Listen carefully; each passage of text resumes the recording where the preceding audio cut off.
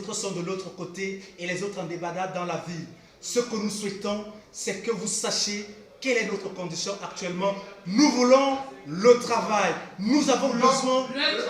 Nous voulons le travail. Depuis une cellule au commissariat central numéro 1 de Yaoundé, aveugles et malvoyants expriment leur colère, enfermés pour avoir manifesté devant le Premier ministère. Libérés après moult négociations, ils repartent crier leur ras-le-bol le lendemain mardi et subissent la fureur des forces de maintien de l'ordre. Nous avons été embarqués manu militari par les forces de l'ordre.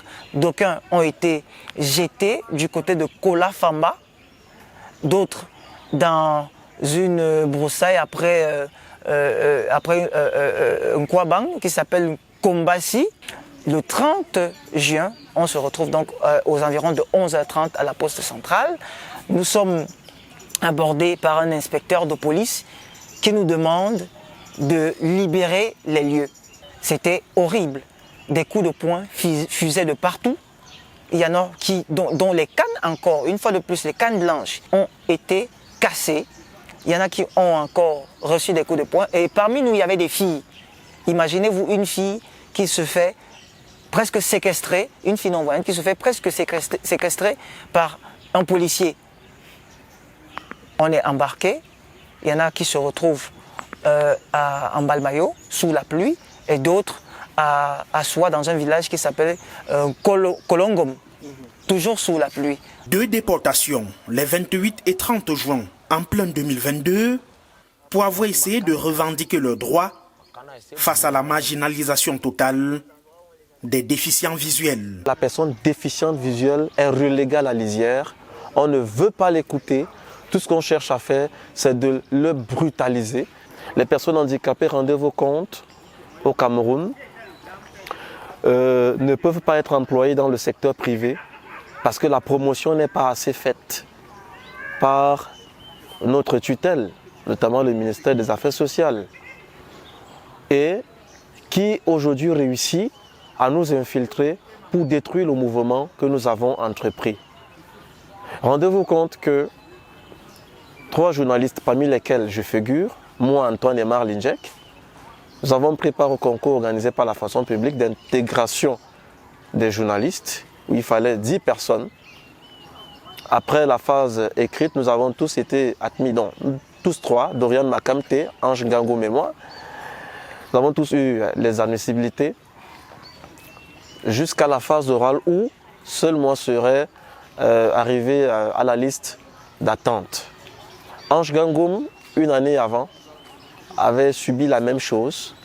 Et tour à tour, nous avons rencontré le ministre de la fonction publique, M. Joseph Lay, qui à moi a dit que je devrais attendre qu'une personne valide désiste pour que je sois rappelé à la fonction publique, quand même mon nom figure en premier sur la liste d'attente. C'était complètement terrifiant et horrible.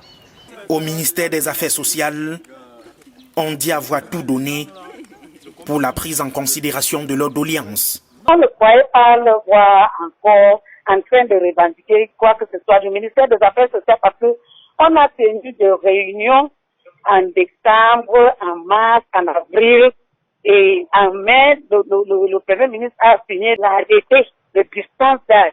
On a tous les projets, même le lundi qui faisait la grève là, ils nous ont remis leurs projets en même propre. Quand ils étaient au commissariat, leurs projets qu'on a intégrés.